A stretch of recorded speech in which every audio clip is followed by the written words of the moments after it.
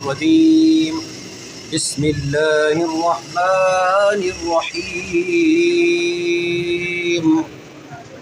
معزز سامعین، آج ہم ضاد حروف ہافیہ جو کہ ایک اختلافی مسئلہ ہے، اس کے پڑھنے میں بھی اختلاف ہے، بعض اس کو ضاد پڑھتے ہیں لیکن اصل میں اس کو کیسے پڑھنا ہے اس کا آج ہم پڑھنے والے ہیں۔ تو چلتے ہیں۔ ضاد حروف ہافیہ ہے، یہ ایک ہی ہے اور یہ زبان کی کروٹ اور اوپر کی داڑھوں کی جڑ سے ادا ہوتا ہے۔ سب سے مشکل لفظ ہے، اس پر زیادہ سے زیادہ آپ محنت کر کے اس کو اچھی طرح پڑھنے کی کوشش کریں کیونکہ اس میں اختلاف بھی ہے۔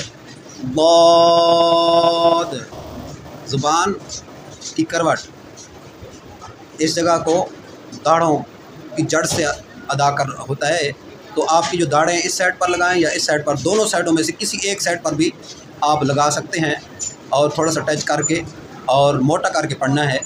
ضاد ضاد ضاد زبان کی کروٹ اور اوپر کی داڑھوں کی جڑ سے ادا ہوتا ہے۔ بعض لوگ اس کو ضاد ضاد پڑھتے ہیں، ولا الضالین، وہ بالکل غلط ہے اور غلط العام ہے۔ عرب اس کو ضاد ہی پڑھتے ہیں، ولا الضالین۔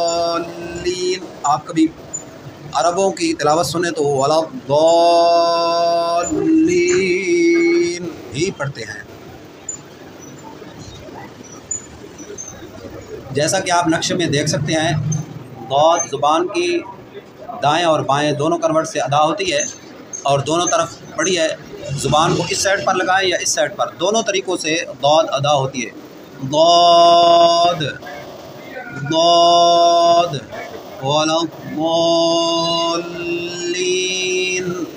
ولا الضالین ولا الضالین۔ امید ہے آپ کو ویڈیو پسند آئے گی، دعا میں یاد رکھیے گا اور اگلی ویڈیو کا انتظار کیجیے گا، اور اگر اچھی لگے ویڈیو تو چینل کو سبسکرائب کر دیں، لائک کریں، کمنٹ کریں۔ السلام علیکم۔ صدق اللہ العظیم۔